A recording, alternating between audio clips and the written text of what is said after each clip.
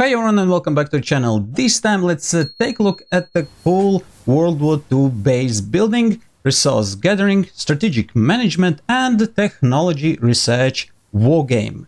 Yes, this wonderful game is Project Wunderwaffe. First of all, I would like to say thank you to the game developers from Weasel Games who granted me access to this wonderful game so I can fully taste and admire all its features and potential and share my opinion with you in this review. Let's start with a short overview.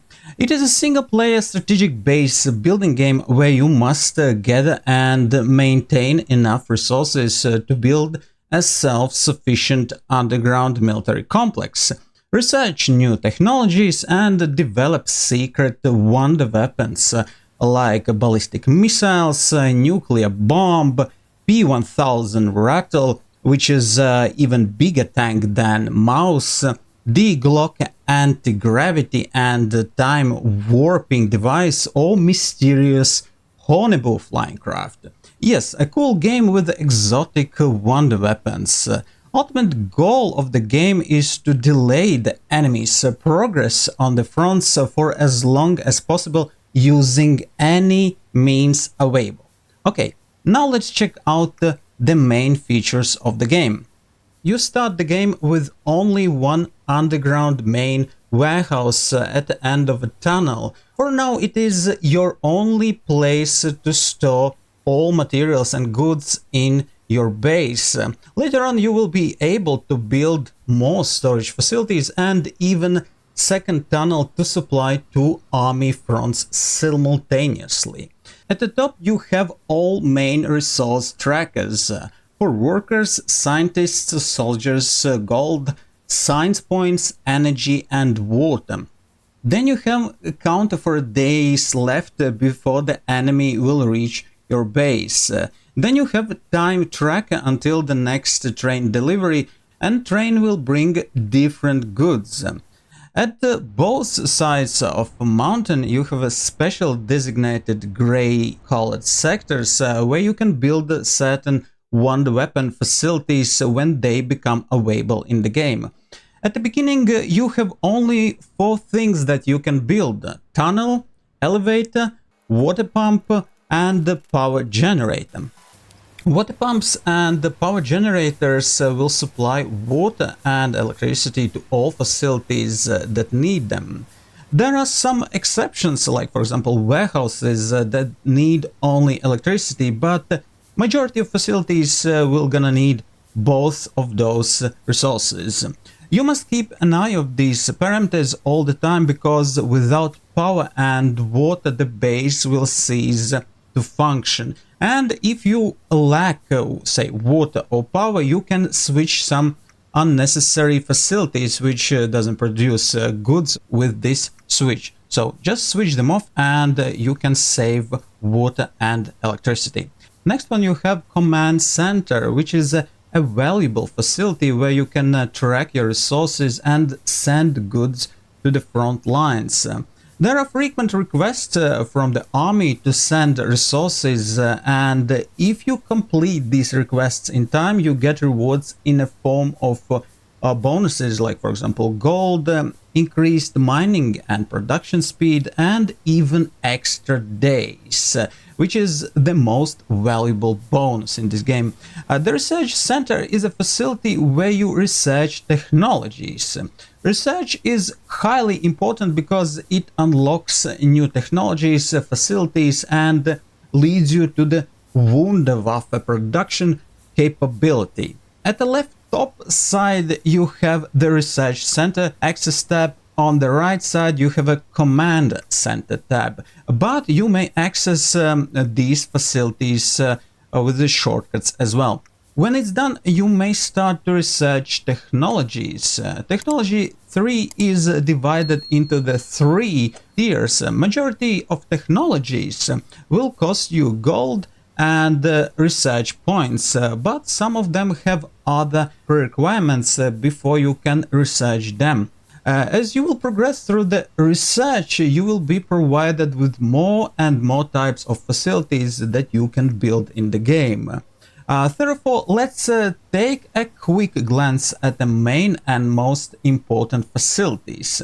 Let's start with infrastructure. There are four types of warehouses in the game. Main warehouse at the end of a tunnel with small, medium and large slots. It is default warehouse in the game. Then you can build the simple warehouse with small and medium slots, greater warehouse with more slots, and master warehouses with 9 large slots. All raw materials and produced goods have either small, medium or large size and can be stored only in appropriate size slots, and when you run out of those slots, then produced and gathered materials are simply lost. So be aware of that and keep your warehouse slots available for goods. The warehouse tab shows how many free slots you have, what goods are stored there, and you can allocate specific goods to be stored by holding and dragging them. Then we have advanced pump and advanced power generator. They cost more, take more space, but they produce more and are required later on if you want to research and build some advanced technologies. You will gonna need them.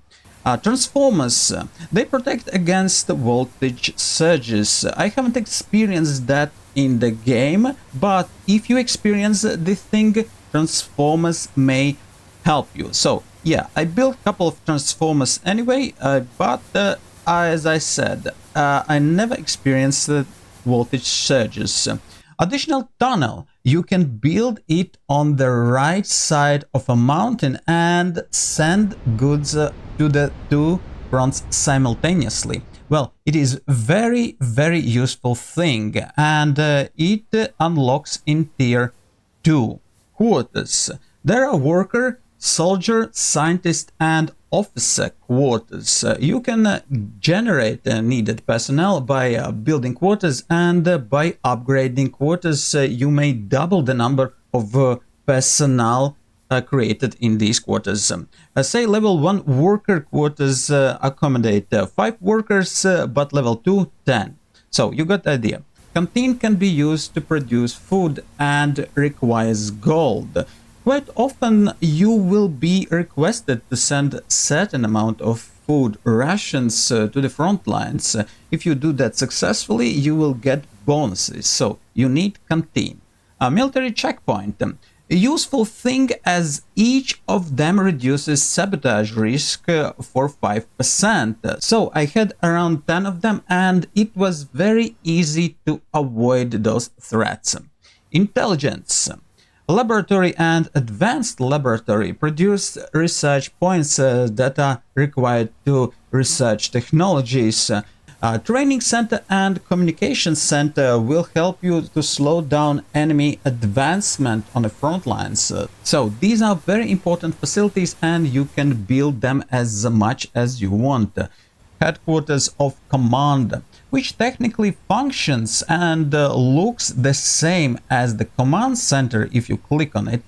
I built it in a game, and I suppose this command center is required if you want to send goods for two fronts simultaneously. Otherwise, I don't see any difference between command center and headquarters of commander, because if you click on them, they look absolutely same functions, same tabs, absolutely all looks the same. If you know more about this, please share that in the comments and clarify that. Next one is production. Mine. It is built to extract the precious resources. It fits into 3 squares, has 5 worker slots, and you can upgrade it to fit 10 workers and increase extraction speed. Cement plant. It produces crushed stone, cement and prefabricated walls. Very important facility that is not only required for building other things, other facilities, but also to complete incoming requests from the front lines. So you must send cement to the front line to get bonuses again. Workshop. It uses iron spool to produce rebars, iron plate, pipes and steel profiles. They work slower than a production line, but I like to have one or two of them as a backup facilities if my production line becomes busy and I need a bit of metalworks. Production line. It is a much bigger than workshop. You can build more versatile stuff in bigger quantities and much faster than in workshops. I suggest to have 3 of them, one for metalworks, another for woodworks, and the third one which you will use as a backup facility in case the first 2 are busy and you need something else to build. Steel mill. It is very useful. It allows you to produce gold, iron spools and copper spools from the ore. So you become less dependent on outside supplies by the train, but you need coal for furnaces. To make life easier and save your precious time for other important tasks in the game, I suggest having 3 of them, one for gold, one for iron and another for copper, but you can easily get away with 2 of them as well. Weapon production line. This is the place where you can make weapon components using copper spool and iron plate, and then use those components to make and produce infantry weapons and ammunition. Some weapons require other stuff for production, for example TNT, copper spool or chemicals. And there should be enough to have 1 or 2 weapon production lines in the game. Advanced mine. Using this you can extract from 8 squares using only 1 worker, so very useful facility. Chemical plant. It uses gold to produce chemicals that are needed for production of other goods and weapons, and you can produce TNT from chemicals as well. Advanced production line. In this facility you can produce all kinds of parts and components for military vehicles. This is the main one. When you will progress to the point when you can build a Wunderwaffe, I suggest having at least 2 or 4 of them, because you will need many different parts and components to build these bizarre things. Tank plant. Here you can use appropriate components to build mighty super tanks. Uranium enrichment plant. Here you can produce uranium from chemicals and uranium ore. Wunderwaffe section. Tank plant. We already covered that. This is the same thing. Die Glocke. Facility to build the controversial Die Glocke device, which potentially could change the flow of the time and to help you to delay the end of the war. Honeybu. Here you can build exotic Honeybu flying craft, a very interesting one. And missile silo to build missiles. Atomic bomb site is for production of nuclear weapons. As you can see, there are a lot of facilities that you can build and a lot of things that you can research. In this game you will have many frequent requests from the armies on different fronts, and on top of that there will be sabotage attempts that you must stop before they destroy your valuable facilities. So you must first of all find them and then stop that sabotage attempt. Basically the whole game is building and managing production, extracting resources, sending goods and weapons to the front lines, and trying to delay advancing enemies. Resource extraction, production and research felt quite interesting and less complicated than in other games. Gameplay was captivating and challenging. Some features were straightforward, but some required a bit of experimentation, but overall the game is great. However, there are some features that I missed. One such thing was the ability to access and see all game components, like for example facilities and their tabs, move through the map and see all locations, browse inventories, etc. while you are on the pause. Another thing that I missed in this game is either the minimap, or an even better solution would be the ultimate zoom out option when you could see the whole base on your screen. I'm talking about a kind of a bird's eye view. That definitely would be great for base infrastructure planning. When I played this game for the first time, it wasn't so easy. Some things like resource flow features turned out as unpleasant surprises, and the gameplay didn't give me much satisfaction and fun. But my first impression was totally misleading, because after I analyzed my mistakes, made a priority list, and developed a new strategy, my gameplay experience went straight up into the sky.